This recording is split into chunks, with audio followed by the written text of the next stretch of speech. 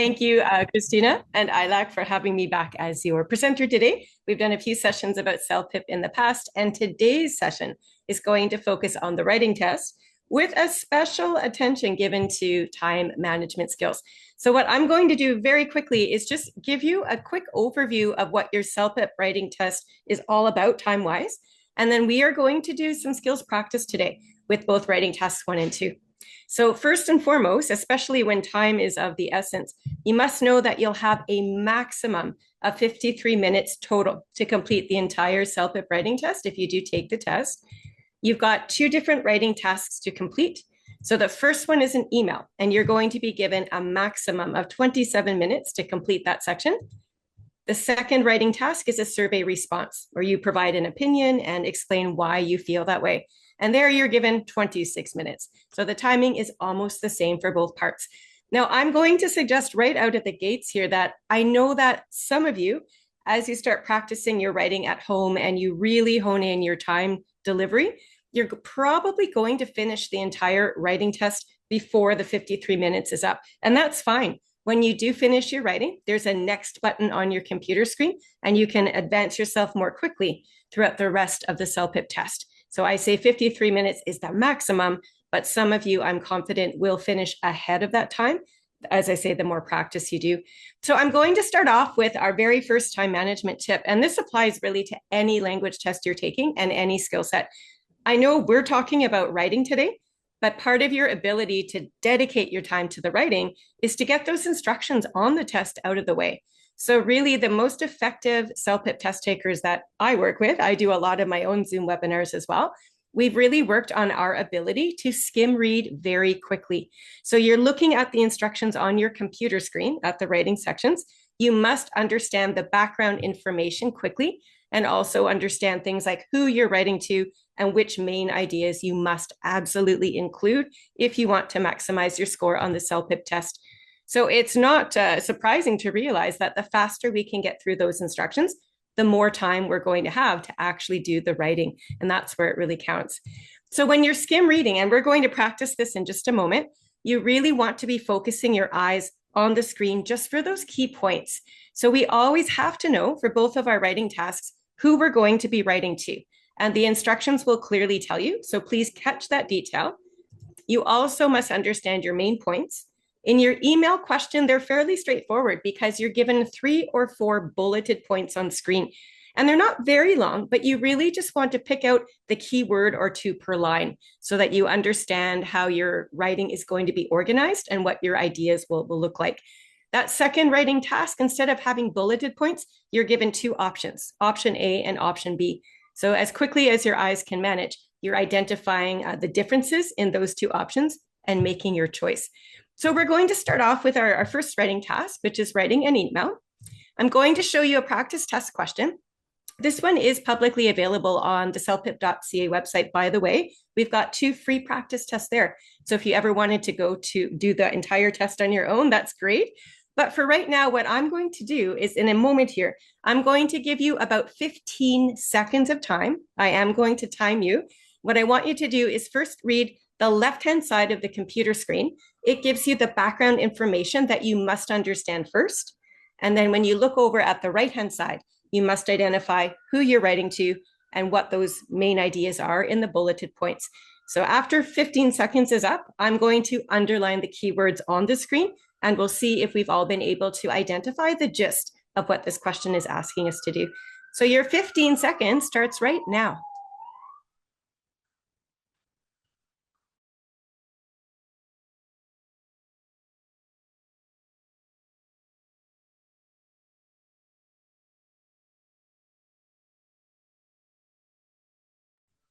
All right, that was about 15 seconds. Of course, if you need more time than that on your test, you can have it. But my suggestion to you is to actually work on those speed reading abilities as you prepare for the whole CELPIP test. Because as I say, the faster you can just get through what it is you're meant to be writing about, the more time you have to devote to the actual writing. So on the left-hand side, as I mentioned, is where your background is. So all we really need to take away from this question is that we've had a reservation at an expensive restaurant. The meal and the service were terrible. That's really the gist of it. And over on the right-hand side, we know that we're going to email the restaurant manager That's definitely step one. Who am I writing to? And those 3 bulleted points that you see are your main points you absolutely must address when you're writing. Part of your score comes from how completely you're answering both questions on the writing test. So we don't want to forget one of these main ideas. So we have to complain about the food. We have to complain about the service. We have to ask the manager to fix the problem. All right. So that's, again, the focus of this whole question. So with that in mind, I'm going to introduce to you part of a writing process. Not everybody does their writing this way. Perhaps you haven't tried this yet, but we're going to do it together right now in session to see if it does successfully allow you to speed up overall the writing as you get to it. So the first thing that I like to do with my students in session is I like to have them create what I call an outline. An outline is literally where you think of the main points and the specific details that you're going to be including in the writing, and you're just going to jot them down in very brief notes. You are given paper and pen right in the testing center. So I hope you use those materials to create an outline by hand. So I would recommend you take the first 3 or 4 minutes of the time, and there is a timer right on your computer screen. So keep eyes on it. You don't want to spend any more than 3 or 4 minutes. But the more you do the thinking now and gather your ideas now, the better and faster the writing is going to be in just a few minutes. So at this stage in the game, we should have an idea very precisely about how many paragraphs long our response is going to be. And we're talking about the email right now. So we know we have to have a very brief introductory paragraph. Then each and every main idea we write about, in this case, we know we're complaining about the food and the service. Those are 2 different ideas. So we know we must have 2 different paragraphs for those 2 main points. And then we're going to start, after we've identified those main ideas and written them down, we're going to try to come up with just a couple, or maybe 2 at the most, I'd say, specific details that will support those main points. For your CELPIP writing, the more interesting and well-developed and supported your content details are, the higher the score as well. So this is sort of the thinking stage. And I'm going to show you what it might look like as you jot down your outline. And I'm going to involve you in the lesson too, because this is an opportunity for all of us to think of ideas as quickly as we can. So as you can see, we've got the test question to the left here with the keywords underlined, so we know what we need to write about. Now it just says email the restaurant manager. In this case, we don't know the name of the manager. So here's what we're going to do. This should be the quickest part of the writing. Literally, when you type your answer into the computer, you need a greeting. And we're going to be formal here because it's a stranger and it's a manager. So we're not going to say hi or hey or how are you? We want to be formal. So dear. Restaurant manager is the job title, and that's all we know. So that's what we're going to use. We don't know the name. So don't spend a precious minute of your time trying to think about how to be fancy with the greeting. You don't want to be fancy with the greeting. You just want to get it down. So this takes just a few seconds to type, right? Dear restaurant manager. That part is easy. Here's where the outline develops. So our first paragraph will be the introduction. And in your intro, you're going to give a little background summary of what's been going on in the situation before you actually get to the reason for why you're writing. So I'm going to suggest that you look at the test instructions, and we'll do that together in a moment. And we're going to basically summarize in our own words what this situation is all about, but we're going to add our own specific details. And we're going to base those on our life experience so that they're fast to think about. So we'll come back to that. We're just jotting down the outline or the structure of the piece. We must at some point complain about the food. We must at some point complain about the service. And as I said earlier, these are 2 different ideas. So they need to go each in their own separate paragraph. That's how we're going to also maximize our writing score, by following rules of grammar and paragraphing and sentence structure and so on. Okay, so with that in mind, this is the bare bones on your piece of paper in front of your computer. Probably would take you just, 10 seconds or so to jot down, number your paragraphs, jot down what those main ideas will be. Can I ask for your input now into the Zoom chat box if you're able to? In the introduction, we know that we ate at an expensive restaurant and we didn't enjoy the food and service. We know that, but we're not just going to repeat that word for word from the instructions on the computer, because then we wouldn't be demonstrating our own creativity and our own vocabulary. So in any good introduction, I always like to include as many of the 5 W's as I possibly can. So those 5 W's are the who, what, where, when, and why of the situation. So can we start with the where? I actually want you, if this was your real CELPIP test question, don't just say, I ate at your restaurant. That doesn't tell us much of anything. Can we actually name the restaurant we ate at? So as quickly as you can in the Zoom chat box, can you think of the name of a restaurant that you know about in your neighborhood? Or perhaps you've dined at in the past? Or perhaps is your favorite restaurant in the whole wide world? It really doesn't matter what the name is, but it does matter that you have a name, if that makes sense. Once again, the more interesting and developed and precise and specific our details are, the better the overall score. Yeah. Miriam, nope, don't worry about a subject. Yeah, good question. So these are questions you should be asking for time management. You don't need to waste your time on things like subject, to, from, and date, not for the CELPIP test. In the real world, you would already have those parameters, right, on your email. But yeah, just for the CELPIP test, we'll put a greeting down and we're going to get right to the introduction. So that saves us some time. Okay, really quickly, 10 seconds. I would like a name of a restaurant. And if you can't think of one, I'm going to suggest one for us. Perfect. Haben has one. Asmara. Wonderful. I've never heard of that, but that is not the point. The point is we have the name of a restaurant. And Haben, thank you for putting capital letters there. Wonderful. We know this is the name of a restaurant. So capital A, capital R. Okay, we're going with Asmara as it's the only one that's been suggested so far. When did we eat at this restaurant? We've done the where. Can we now have the when detail? You're going to make this up off the top of your head. Clearly, this would have happened in the recent past, right? You're not going to wait 2 months to then write the manager and complain. So what sounds reasonable to you? Miriam's going with last Saturday. Okay, let's go with that. So we're eating at Asmara restaurant last Saturday. We could add in who we were there with. Who did we eat there with? Think of your favorite person in the whole wide world. Miriam again is suggesting your spouse, your wife, your husband, sure. It could be your boyfriend, could be your girlfriend. It could be your entire family, spouse with your teenage children. It could be with 3 of your work colleagues. Again, the possibilities are frankly limitless, right? Could be anyone. But I don't want you to be general or vague. I don't want you to just say either my family, pick somebody. So my wife, my husband, my sister, my brother, whatever it was. So very precise. I would also include the why. And here's my logic. We're going to be asking this manager to fix the problem in a moment. Remember, we've already paid the bill and we're quite frustrated because we didn't enjoy the food or service. So if we can make a case now in the intro that this was a special occasion and that's why we were dining there, then we have, I think, a better opportunity that the manager will feel for us and want to resolve this issue. So is there a special occasion that comes to your mind as to why we were dining at this restaurant with, say, a spouse, like a wife or husband, just for example? Why would we go out for dinner? Other than just to enjoy the food, sure, but can we be a little precise here? You can make this up, or again, think of your own life experience. Why do you go out for dinner? I'm going out for a friend's birthday party on Friday night, and we're going to the Cake Steakhouse. That's what I'd be writing about if this were my answer. But this is your answer. Yeah, a lot of you are saying anniversary, sure. So that's a great one. In fact, I'm going to show you what I've jotted down in the outline. All of your ideas are wonderful. You would put your own ideas down, as you can see. This is quickly what I came up with. You can see I listed the keg because, again, this is true for me. I will be going there in the future. But for now, I'm pretending that I've just eaten at the keg last evening. I decided to say with a spouse, wife or husband is fine. And I also thought anniversary sounded good. So these details, again, you're adding them in more for interest's sake because you're going to earn a better score for your content details in this regard.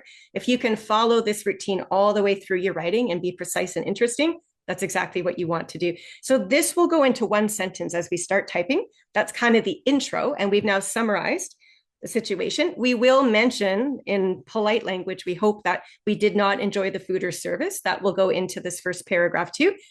I think we can take care of the third bulleted point now. So what do we want the manager to do? This is the purpose or the reason why we're writing to them right now. So you've already paid. You're now taking your own time to write in and form your complaint, I guess. What is it you're looking for at this moment in time from the manager? How can they fix it so that we're not so unhappy with them after the email's been sent? What are some solutions that come to your mind? And try to always be quick, but be logical too. I can think of maybe 2 solutions that might be okay. Emily's thinking of perhaps getting a discount or a free meal for the next visit. I think that's one possibility, sure. Does anyone have an even stronger solution? I know what I would do. This is what I would do. Nobody suggested it. I'm going to just come right out and say it. frankly, I'm not even looking at my next visit. I'm unhappy now and I would like my money back, please and thank you. That would be my solution. But of course, your solution makes sense too. If you wanted to do free meals for the next time, if you're willing to give them another try, right? That would be fine. So again, on the CELPIP test, your details count. They have to be relevant and accurate, but there is flexibility. We're all different and we all have different ideas as to how the situation would be resolved, but you still want it to be appropriate and logical, something that could happen. So a bit of choice, but this was just one example that I happened to come up with. Okay, on to the food. So I'm going to give you the first example just to save us a little bit of time here. What I don't want you to do as you're thinking, I don't want you to think like the food was bad. It didn't taste very good. It just didn't have any flavor. Those ideas are all very general, very generic, we'll say. What I'd like you to do as you approach any writing piece is I want you to be as specific as you can. Thinking of these details now are going to save you the hassle when you start typing.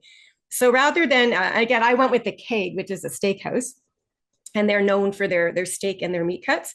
So rather than just say I had the steak, I could have done that, but I decided if I wanted to boost my vocabulary score, I'm going to push myself further to be very precise with the type of meat or the type of steak I had. Now, this filet mignon happens to be my favorite meal at the Keg. So again, from a time management plan, when you write about ideas that are true for you, they usually come to you very quickly. You could make them up. It just takes longer to think of, in my opinion. So filet mignon was what I'm going to say that I ordered, perhaps. Can you tell me in the Zoom chat, please, what could possibly go wrong with a cut of meat as it arrives at the dinner table in a restaurant? If you've ever eaten a steak or even things like chicken or pork or any type of meat at all, can you think of a possibility there? What would be so terrible about it? Yeah, look at these ideas coming in. A few of you right off the top are saying it was undercooked. Yeah, you could say, in fact, that's one reason. Yeah, if it's too undercooked, especially a cut of meat, it could be very bloody. And you could even talk about how the blood oozed into the mashed potatoes and destroyed the taste. You could say that if you wanted to. But we can also look at health hazards as well. You might bring that up. If it was so undercooked and so raw in the middle, you didn't eat it because you were worried you would get sick. So that's very logical. It's a very common reason. I went the other way. So Alondra also said dry. Yeah, this happened to me the last time I ate at the Keg. So again, this is where it comes from for me. The steak, I love this meal, but the one time I had it, it was so overcooked. It actually was blackened around the edges, almost charred. And that is not how a cut of meat is supposed to be served. So that was my example. But once again, your examples are great. Alondra's and Emily too are suggesting that it was cold. Excellent complaint. I think that's a very common complaint for food quality. If it's served to the table and it's really cold, it's not so enjoyable. And then what I would do for any paragraph, so remember the food is the main idea. The examples we're thinking of, we've got one precise type of food, in this case, filet mignon. We've got a very specific example about what was wrong with it. I would probably give a second example of the food you ate, if this was your question. You want a complete answer on the CELPIP test, and you want to achieve at least 150 words as your word count. So again, if you have at least a couple of main points, a couple of specific details to back them up, that should help you get into that word count requirement and make the response interesting and supported as well. So if we had chocolate cake, say our spouse, our wife, or our husband had the chocolate cake for dessert, what could possibly be wrong with the chocolate cake? Let's try to think really precisely about this. Surely all of us on the call have had a dessert or a pastry at some point in our lives that just wasn't that great. And we were really disappointed. So Emily is suggesting that the cake was stale. Yeah, too old. It was stale. And that's kind of where I went with this. And Miriam agrees. It was dry. It was so old and stale that it was dry in the middle. Adriana is suggesting that it was far too sweet. There was an inch of icing on the top of the cake and we just couldn't eat it. All of these ideas are great. Afsana is suggesting that the cake itself was undercooked and still mushy and runny in the center. So once again, we couldn't eat it. It was unpalatable. Yeah. So think of one example. You wouldn't list about 3 for the same food item, but mention your food, mention what was wrong with it. And I think you've got it made, as we say, right? Main idea, 2 types of food, 2 reasons why it was terrible. And then we move on. So the service is the only other main point we absolutely must address. What are some of the examples of really bad service you've ever had when you've dined out in a restaurant? What's sort of one of the most common complaints you can think of? Maybe you have been a server in a restaurant before and you hear customers complaining, or again, the other side of it is most of us have probably dined in a restaurant. So, what frustrates you service wise? Something the server does or doesn't do, maybe. Ooh, Christina, you took my idea.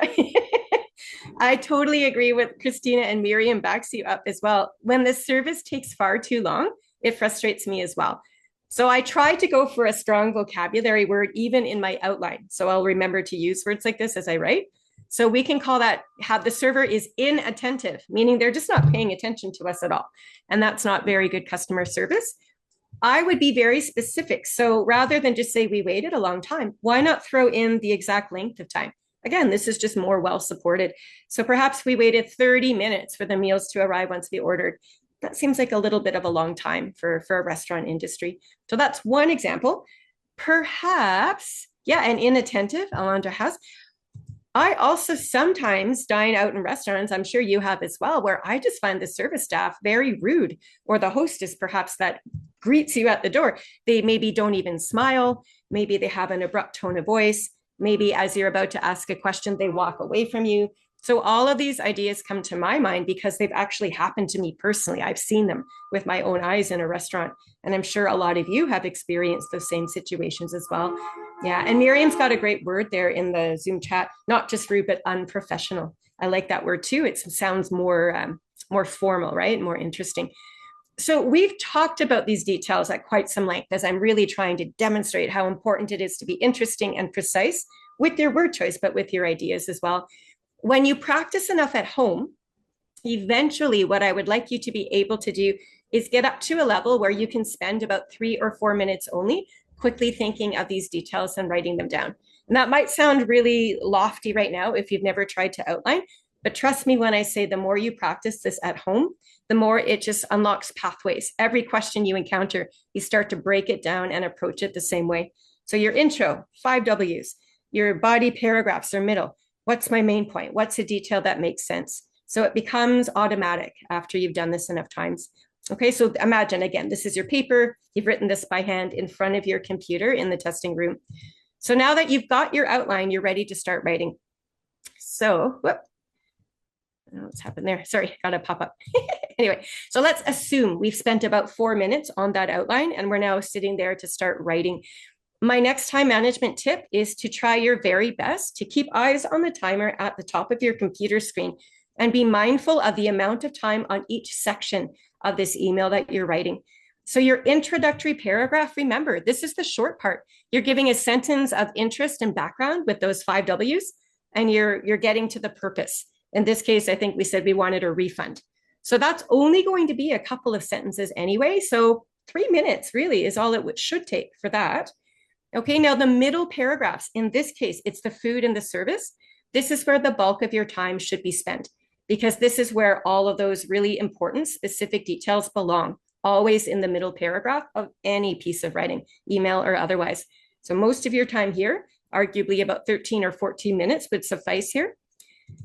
As you know, an email should have a concluding statement or a little mini paragraph at the end, and it usually just reminds the reader of our main point. Oftentimes it asks for a next step. Maybe it leaves our contact information in this case so that the manager can get a hold of us. So because it's short and fairly simple, it's very structural, like sort of rubric style, right? That's what a conclusion does. It does. You don't need a lot of time, I don't think, to write. So 2 minutes or so on your conclusion would be fine, which leads us to, in my opinion, the second most important step of the writing process. Most important being, you got your ideas and you've drafted it out.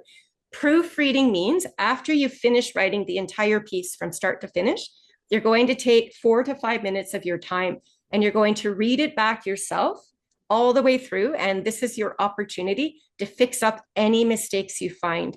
Okay, whether it's grammar or spelling. Maybe you've noticed that you don't have very many interesting details yet, and you have a chance to add some in before the timer gets to 0.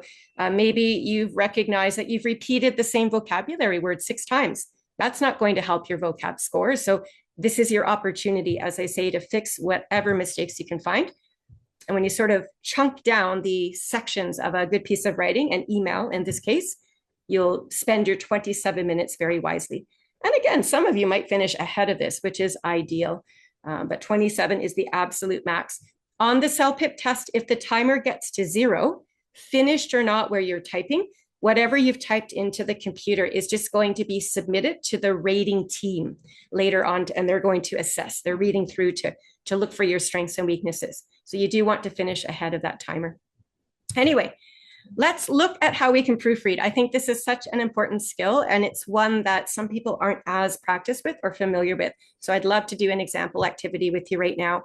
So when we proofread, which I said earlier is just fixing up mistakes you find, I would advise that we prioritize our time. If you've only got 4 minutes left, you can't do it all maybe. So you have to recognize which are the most important writing skills that the rating team is looking for from you in order to boost your score. You know, you do not have to be perfect on the CELPIP test. If you have a little spelling mistake, it's really not going to affect your score as long as we know what your idea is. But there are some major skills that need to be there. And if they're not, it's really going to have a negative effect on your score. So why not start with the big ticket items and fix them up to the best of your ability then while you've got those precious 4 minutes of proofreading time left. So again, content, as I mentioned earlier, it's the supporting details. Please make sure they're there. I find most of the test takers' work I've seen, a lot of us can come up with general reasons why we didn't like the food, for example, but it takes a bit more time to develop with the specific dishes and the specific reasons. So double check your ideas are supported with examples and are interesting. Under your vocab, we already worked on this in the outline. Our ideas there, the words are quite precise. They have to be natural though, and varied. So when you read your work back from top to bottom, you're going to notice, I think, if you've just repeated the same words over and over. So that's a good time to fix them. Choose another word or try to paraphrase differently. Readability is the part of the rating team's checklist that really focuses on your grammar, your sentence structure, and your paragraphing skills. There are so many individual skills, of course, that would be evaluated here. So I don't think you can do them all in the 4 minutes of proofreading. But I think if you focused on really important skills like verb tenses, we have to write in the right time frame, because when we make mistakes with verb tenses, it really confuses your reader. So if you pick one grammar skill to fix or focus on as you're reading back your own work, I would prioritize verb tenses for sure. Make sure that they're either past, present, or future, according to your idea. The next one on my list is transitions and conjunctions. This is the one that I give extra attention to myself when I write anything, because when you're working on one paragraph, sometimes you don't see how it connects back to the paragraph before. It takes reading the whole piece of writing all the way through to recognize these connections.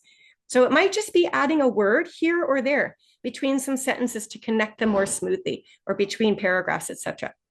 So we will practice with that in just a moment. And last but not least, your paragraphs.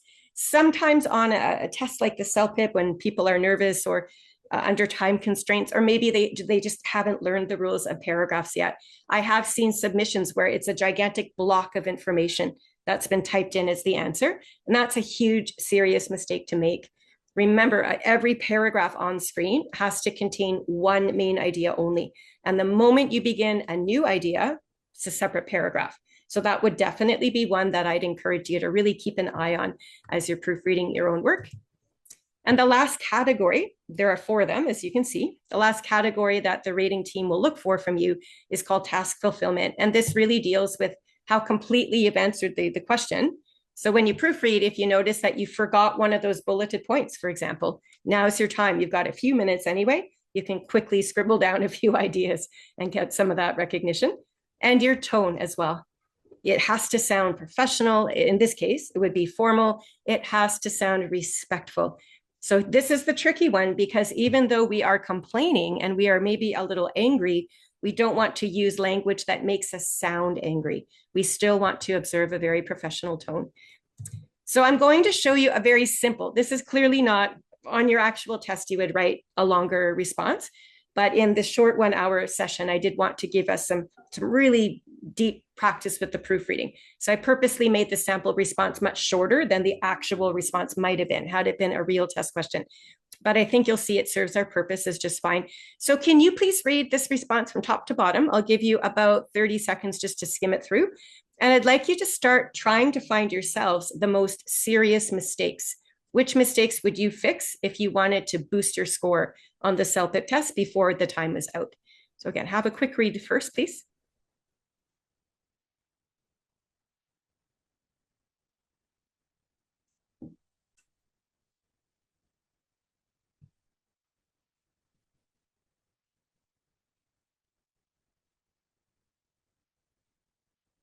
Okay, I'm glad to see some ideas already coming in. And Miriam, really quickly, there is no autocorrect on the test. No, it's a language test, so it's up to you to figure out the spelling.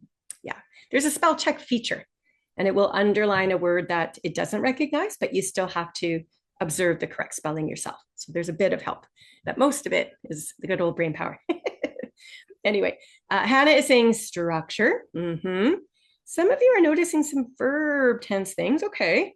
I think by structure, and Patrick's being quite precise, the fact that there aren't any paragraphs, yeah, that's a huge one. And that would be the first one I would notice if I was marking this. Now, I'm not a rater. I have to explain that to clarify. I'm an instructor for CELPIP. I am not a rater myself, but I can certainly give you lots of ideas about what the rating team would be looking for here. Okay. I haven't seen anybody notice either. I'm just going to sort of do them in order. I see some great ideas coming in, but I thought we could zip through this in the order of the errors really quickly. So again, 4 minutes to proofread the whole piece. You need to be quick. So as my eyes skim over the top sentence or two, nobody's mentioned this yet, and I wanted to draw it to your attention. You can see where I'm pointing. Clearly, after the word wife, somebody's correctly put the period because that's the end of the sentence, but they didn't put a space and they didn't start the next sentence with the capital letter. And that happened again in the second line down between the words awful and we. It might look like a small mistake to you, but believe it or not, this is a major mistake because what you're doing here is you're making it really difficult for a reader who's skim reading quickly to figure out where your ideas begin and end. We all know that a sentence has to start with a capital letter and there should be spaces between them just to improve the structure. All right. So if you just want to keep your eyes on those two arrows, all I'm going to do is space it out once and put a capital. So it's not a huge difference in the visual appearance, but look at this one again. This is how we started. It's pretty cramped and pretty difficult. This is what it should look like. And I see this fairly regularly in different sample responses, which is why I bring it to your attention now.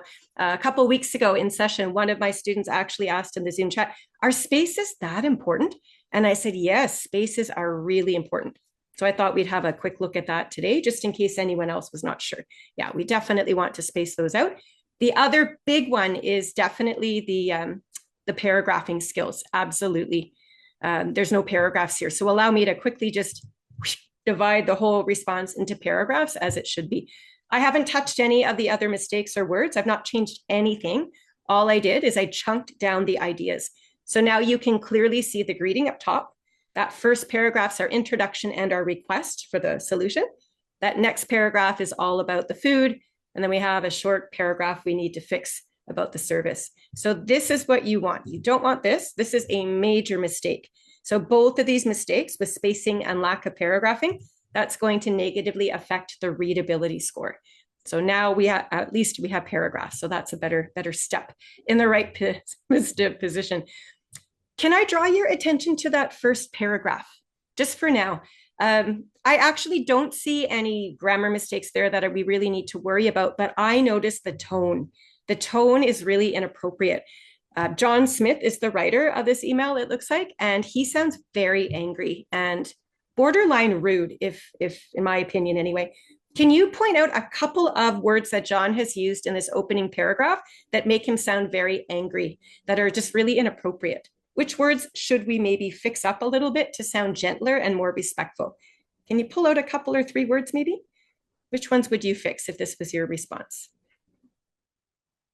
It's okay to feel angry inside, but it's not okay to almost verbally attack the reader with criticism and complaints. If we do that, the reader's probably angry just reading it and they might not want to help us.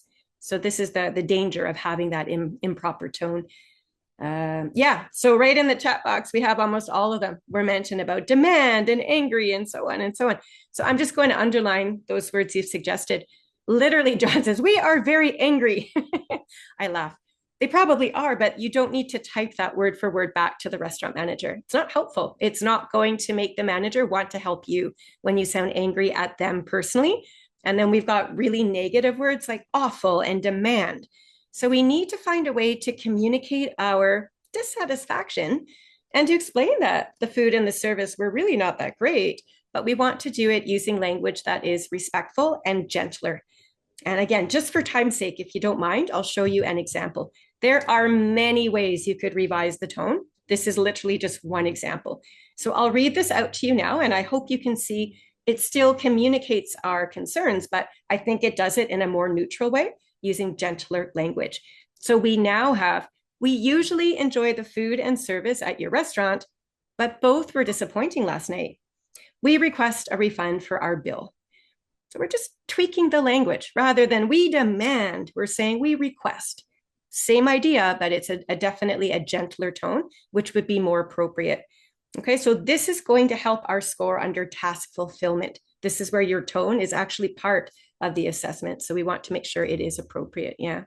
Yeah, and Miriam, I used the word disappointing too, as you did in the Zoom chat. So that's great. We both had the same idea there. Okay, on to that second paragraph, all about the food. I like that first sentence because it's precise, talking about filet mignon. It's our favorite. It was overcooked. The surface of the meat was blackened. All of that is precise with interesting vocab, and the sentence structure is more complex all the way across. We've used connecting words to join them. What I see in the second sentence, though, is two problems that I'd like to fix with you right now. In this piece of writing, all we said was my wife's dessert was very tiny and dry.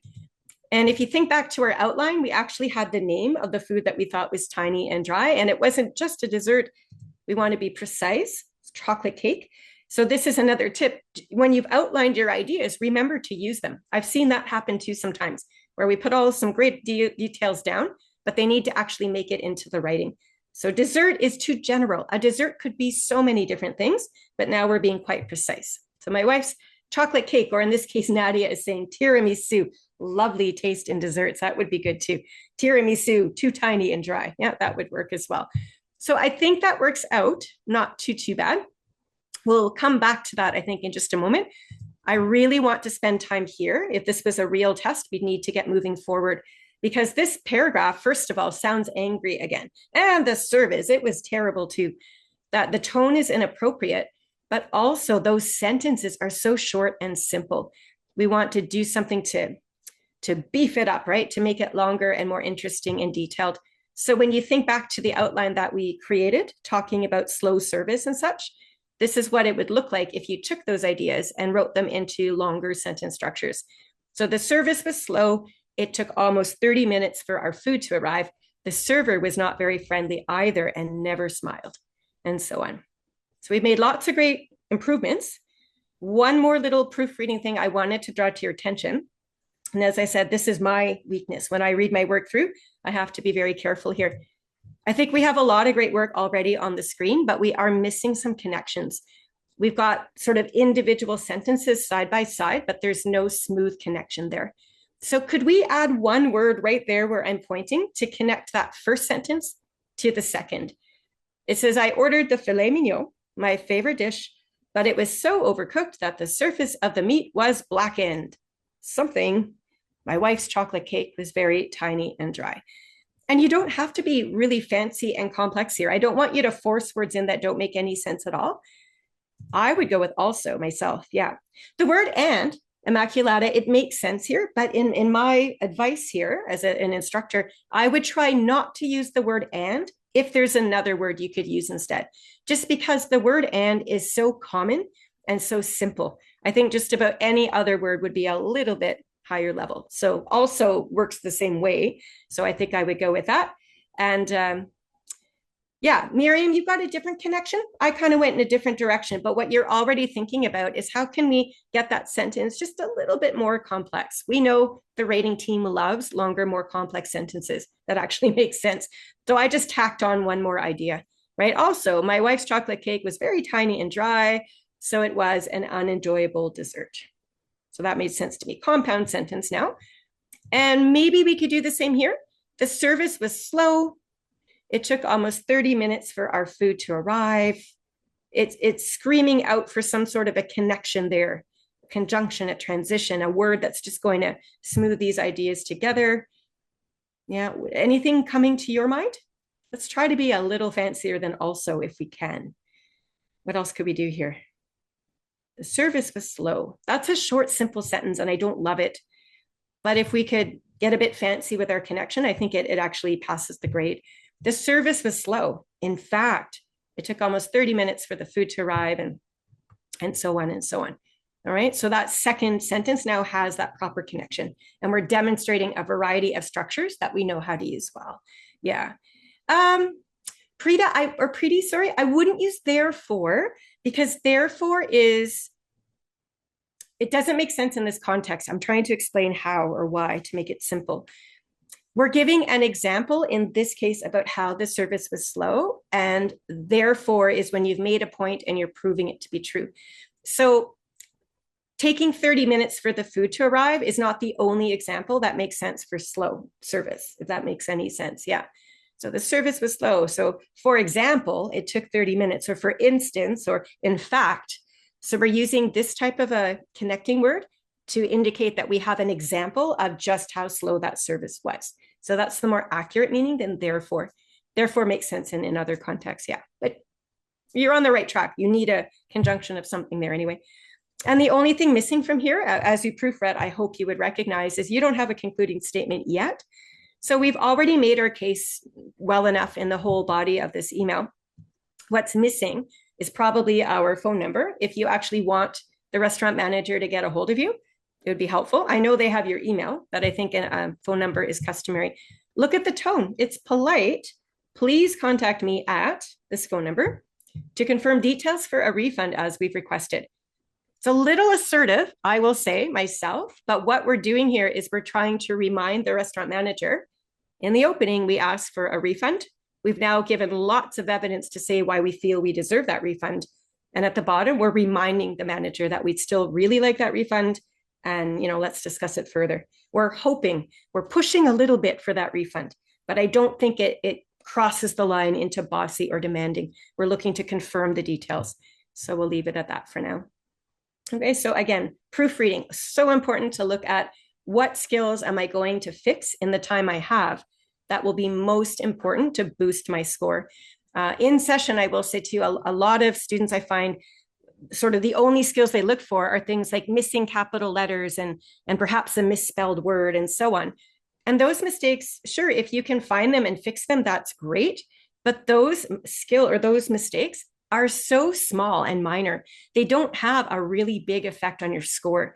So if you've only got a precious 3 or 4 minutes left on your clock, I wouldn't even waste my time on them. I would get right to these big ticket items that we've just gone through: paragraphing, details, complex sentence structures, answering the question with full detail, etc.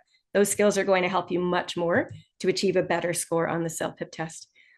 Anyway, a little more quickly now that we've got the hang of this writing process, I did want to quickly show you how it applies to your second writing task for CELPIP.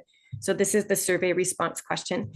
So this is another question. It's taken from one of our free CELPIP tests online. Do you want to do the same as before? I'll time you about 15 seconds. See if you can skim read the situation on the left and just understand what your two options are. So as quickly as we can. So we'll start the clock now.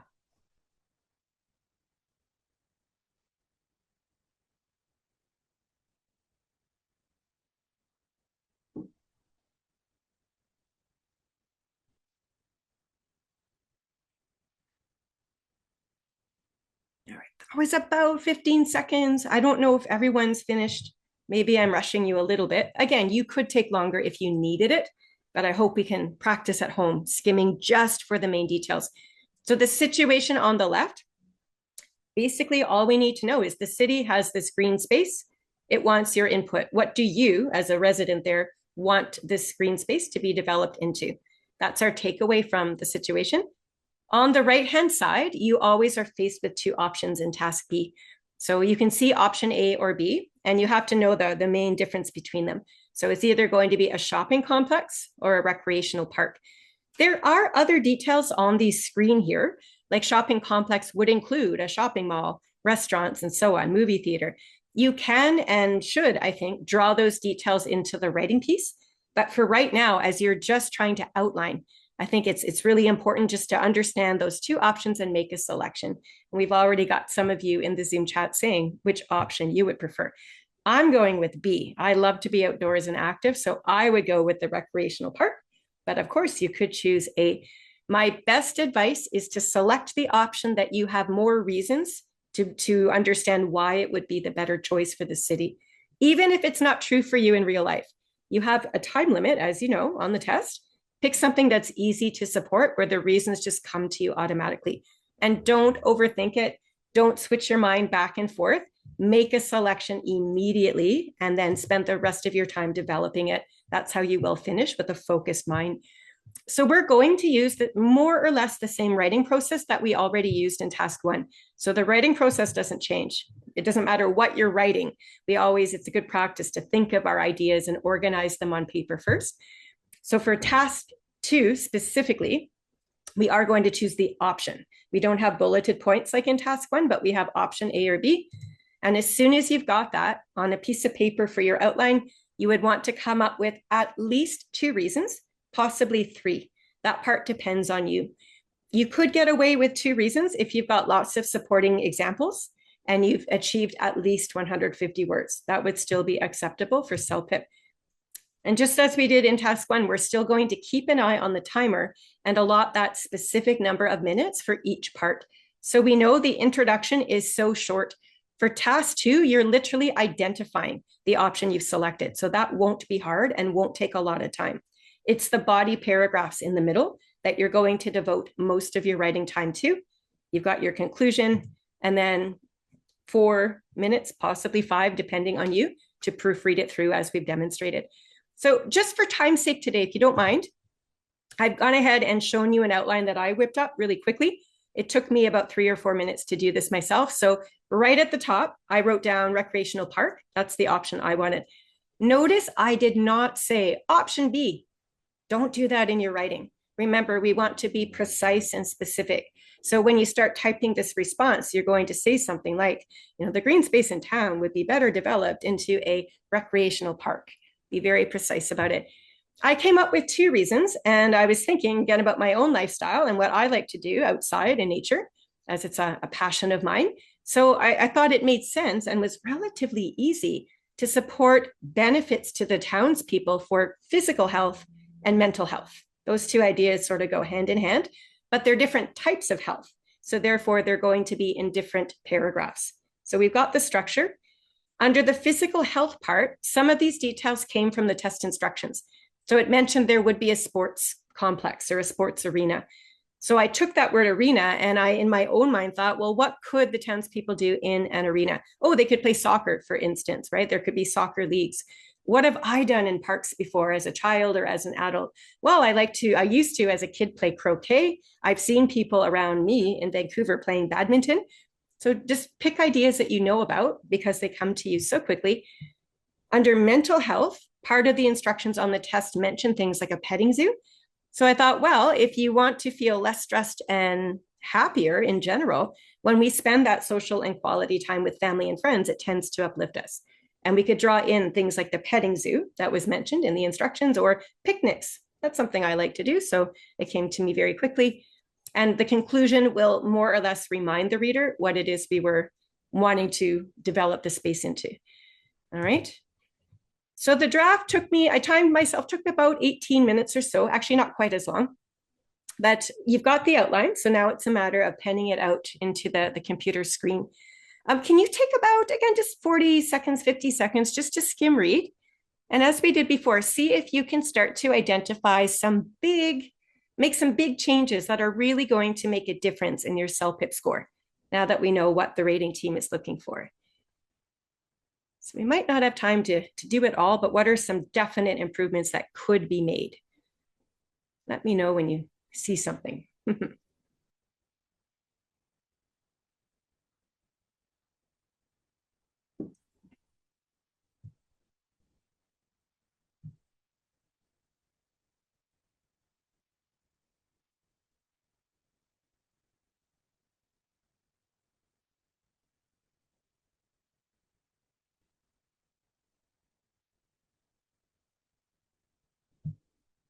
Any ideas?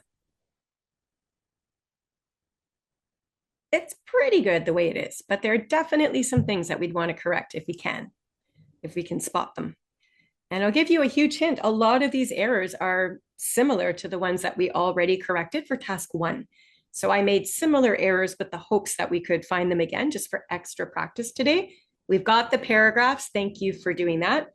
We've got a lack of connectors. Yeah. And nobody's noticed the spacing mistake again. I threw one of them back in as well. I'll show you in a minute. But yeah, those are the major ones you're pointing out now in Zoom. One I'm going to add in, this is an add-on. We did not talk about this in our task 1 as we had no opportunity there. This is the opening that we've run with. And I absolutely love that the second part of this, right, where we talk about developing the recreational park to support the citizens' physical and mental well-being. That uses very precise vocabulary, very suitable. We've introduced the 2 reasons to come. So there's a lot of strengths. If you were to write this as your opening, you would still score fairly well, I would argue. I mean, you're doing what the test is asking of you. But here's where you're going to push yourself further. So if you're looking more for an intermediate score, I'm going to suggest if you're really aiming for that level 9 to 12, somewhere in there, try not to do this. I firmly believe that the green space in town should be developed into a recreational park.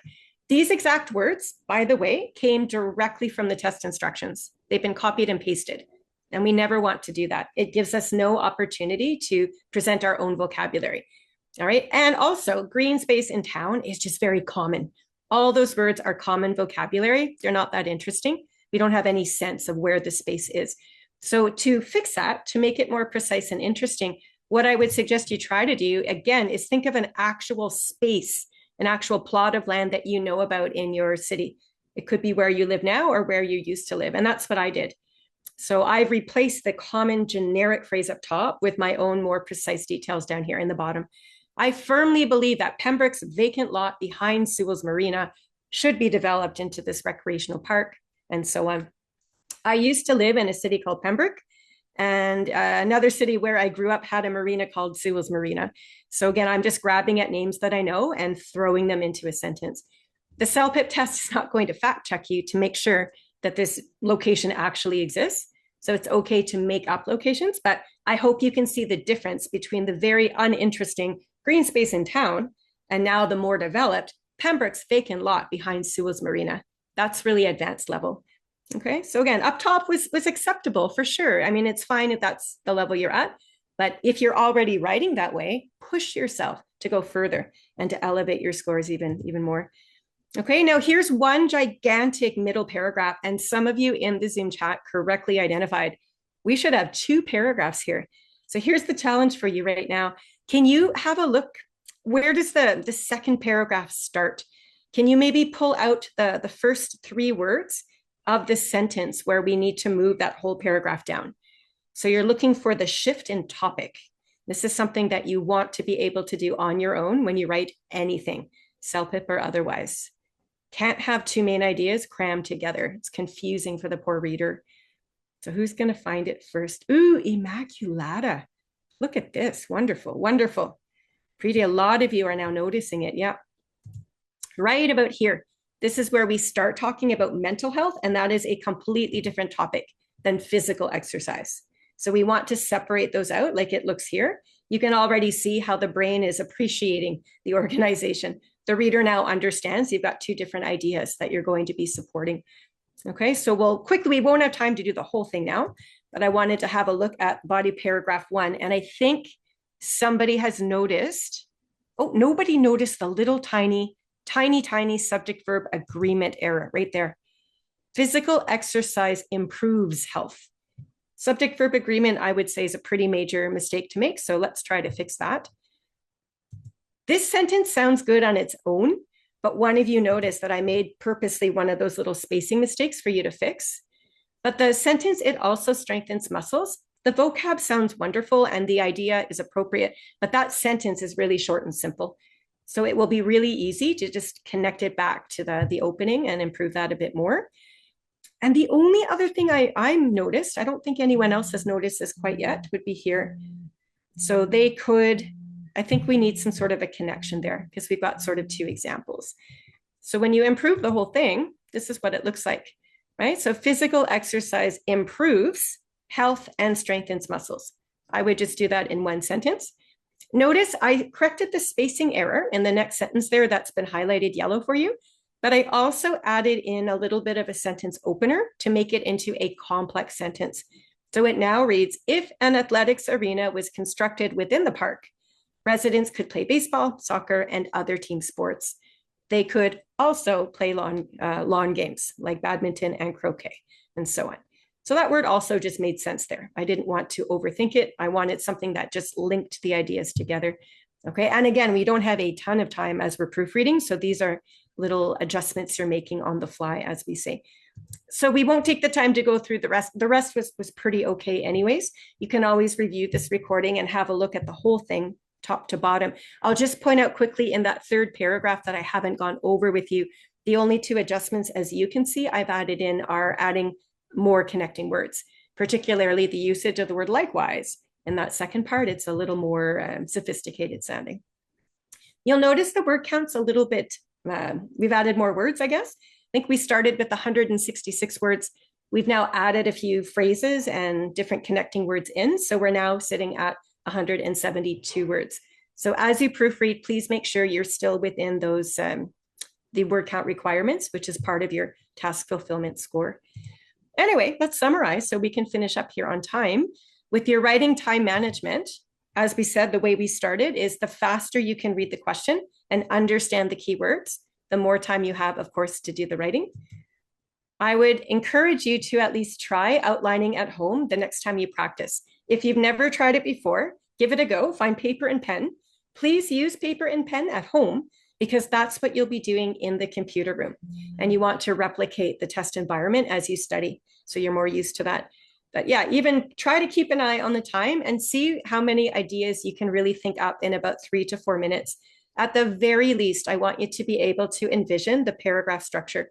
So make sure you know what those main ideas are and how many paragraphs there will be.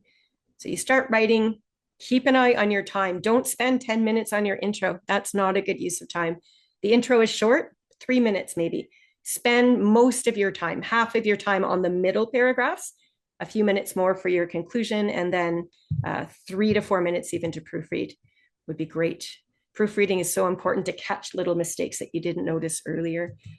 Anyway, I'm going to unshare my screen. And if we do have any questions about the lesson, I'm happy to answer.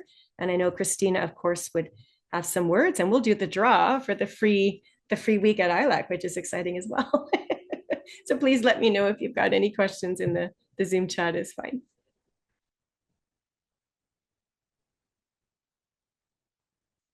Carolina, I think this session's being recorded, right, Christina? Oh, you're muted. No, you're muted, Christina. Uh-oh, we can't ask. Oh, you know what? I think it's because, is it because I'm the host? Hang on a second. How do we do this? Oh, No, there you are. yes, yes. Thank you so much, Brandy, because you're the host. Yeah, that's right. All right. This is interesting. All right. So yes, the session is being recorded.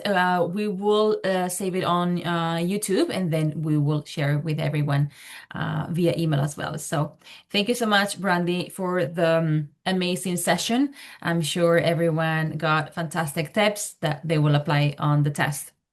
Yes, we have pretty future sessions coming up. Yes, so we have these type of sessions. We have every 2 weeks, either an Instagram live or then a Zoom session. So please do follow us on our social media, and then we'll keep you posted with the next sessions coming up. Okay. I'm gonna just take like 10-15 minutes of your time. I'm gonna just do a program walkthrough where I'll be talking about the schedules, the programs, methodology, the delivery, I mean, of the programs, right, where we teach them in person and online. And then I only saw 10 submissions, right? So anyone who tuned in a bit later on, we will be drawing, let me just share here the link of that attendance form. So we need everyone who wants to win a chance who wants to participate in a draw for a chance to win 1 week free of our CELPIP classes, please fill out the form. The attendance form. I see 10 of you who have submitted the form, and we need to make sure that you stay until the end. So then when we do the draw, then you're here. So then we can honor that free week for you. Okay. So without further ado, I'm gonna just go ahead and start the presentation. All right. I think everyone can now see the screen.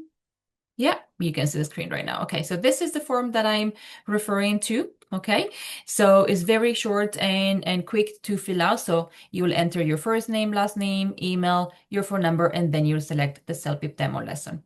Okay, and then in the next 7 minutes or so, we will draw the name of the winner of 1 week free. Okay. Why would someone take a CELPIP preparation class with us? We have expert teachers. We offer flexible schedules where students they could choose a in-person or online classes, affordable prices, and exclusive promotions. Okay, we're going to be talking about the current promotions that we have, and also the Black Friday promotion for this month only. Okay, so students can choose between 3 promotions, which is fantastic for this month only. Which delivery method we offer for CELPIP classes? You could choose to come in person in the evening schedule, 6 to 9:30 p.m. Monday through Thursday. You could choose on our semi-intensive schedule, so 4 days a week, or you could choose to come on part-time schedule, meaning Monday and Wednesday, or Tuesday and Thursday. Same schedule, 6 to 9:30 p.m. But if you cannot make it 4 days a week, you could come twice a week, and you could choose which days are better for you. Here you can see listed which skills we are teaching each day, right? So reading on Mondays, listening Tuesdays, on Wednesdays we do writing, and speaking on Thursdays. Okay, so CELPIP preparation in person, and we are located downtown Toronto and downtown Vancouver. All right, 6 to 9:30 p.m. in-person classes. If you're looking for a online class, we also offer CELPIP Bootcamp. This is delivered online. It's a 4-week program, and we deliver it in 2 time slots. So 6 to 8 p.m. Toronto time, or 6 p.m. to 8 p.m. Vancouver time. And remember that there is a 3-hour time difference between the two cities. So if you're in Toronto, for instance, we offer it 6 to 8 p.m. and then 9 p.m. to 11 p.m. If you are in Vancouver, we deliver it at 3 p.m. to 3 to 5 p.m. or then 6 p.m. to 8 p.m. Vancouver time, right? So you can choose between those 2 time slots. And classes go from Monday through Thursday with an optional drop-in on Fridays. Okay.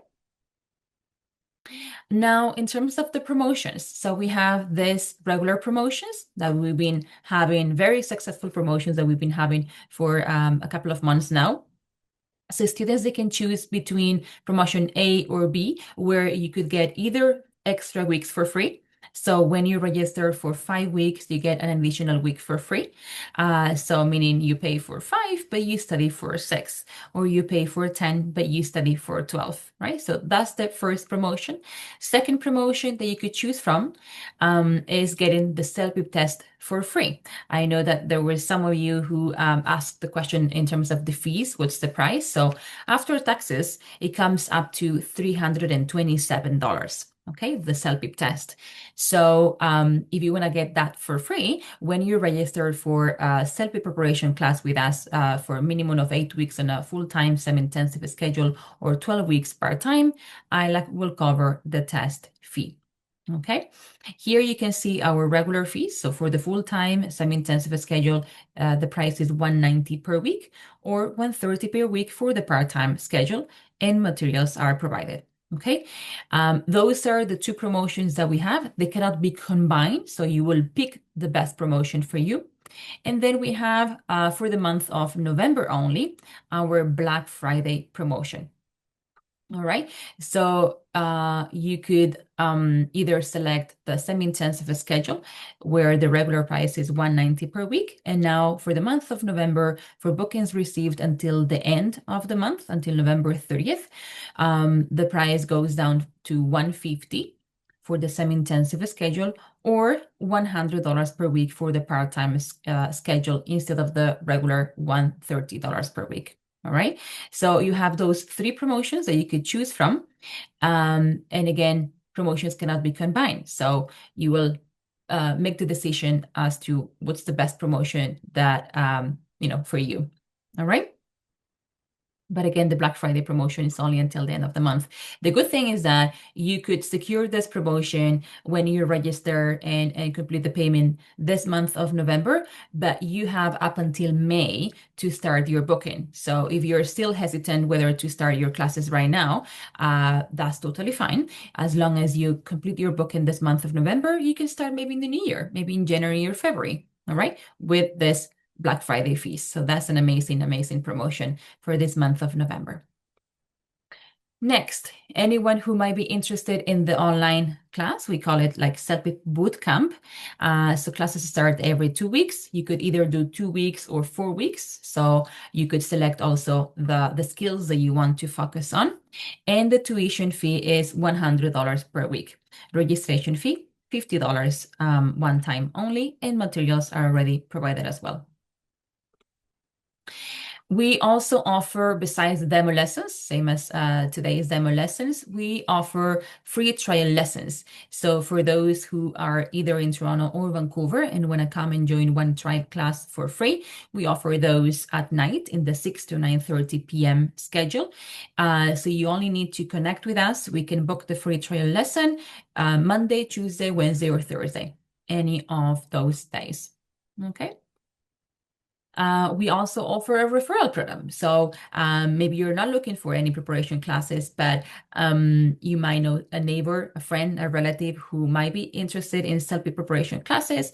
So as long as they register for a minimum of 4 weeks in our intensive schedule in the night school classes in person or online, you will receive a $100 Visa or MasterCard. Okay, so this is an amazing reward program for you. What else?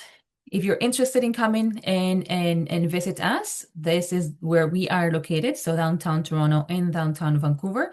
So you see on the screen the exact locations: 425 Bloor Street East in Toronto or 1168 West Cordova Street. Okay, so you can either come visit us in person. You can also email us at info@isla.com or message us on WhatsApp. Okay, I want to just now the next screen. Here you can see the QR code. So you can scan the QR code and message us on WhatsApp if you have any questions, any comments, or if you want to book your free trial lesson as well. Okay, any questions? I'm going to just stop sharing the screen.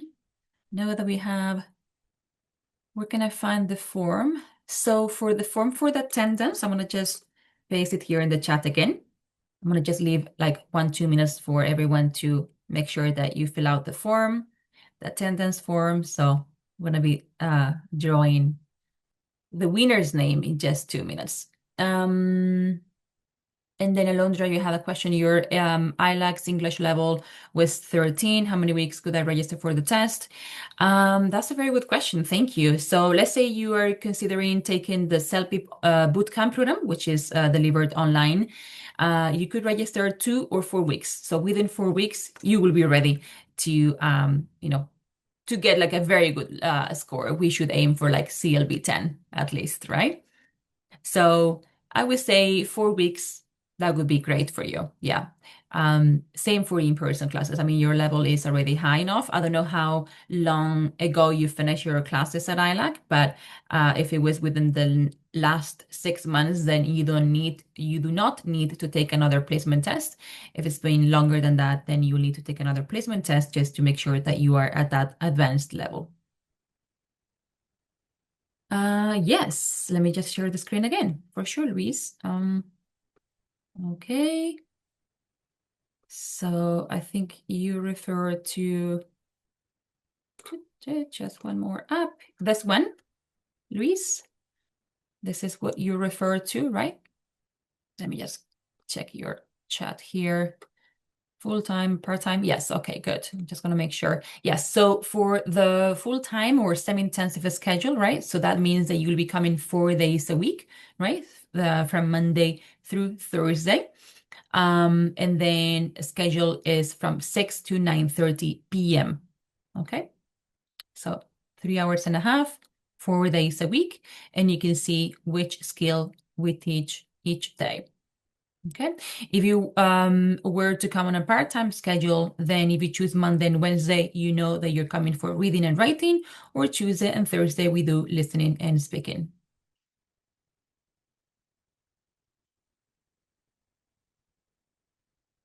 Okay, I'm gonna just check here the chat before I close the window. Okay, you're most welcome. Okay, I'm gonna just close the screen again. I'm going to now just refresh the page where I see all the submissions. So this is the last call. I see 24 of you. Fantastic. Okay. So I'm going to just select your names and then paste them on this amazing application where we see everyone's name. So it's very transparent. Okay, just bear with me. Technology sometimes is not on our side, but we will get there. All right. Okay.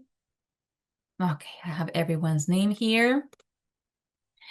I have a question. I want to apply for the part-time. Okay, fantastic, Luis. So I'm gonna just, before I draw the name of the winner, I know that maybe someone else also has the same questions on how to get a hold of us. So I'm gonna just share the screen one more time. And here is the presentation. I'm gonna just allow you to scan the QR code to our WhatsApp. Okay, I have the presentation here. Let me just, oh, there you go. All right, I think everyone can see it. Should I maximize the screen here? I think you can see it now. So you can connect with us on WhatsApp. So you can message us, you can call us, you can also come in person. So this is our address, right? If you're in Toronto or Vancouver, you can also email us at info@ilac.com, right? So different channels to connect with us, either in person, online, on the phone, or WhatsApp. Thank you, everyone, for participating. Thank you, as always, Brandy, for co-hosting these sessions. Fantastic sessions, as always, with us. It's always a pleasure. And as I said before, we have the recording. We will be uploading it to YouTube, and then we will share it with everyone via email. So thank you again. Stay safe. Good night.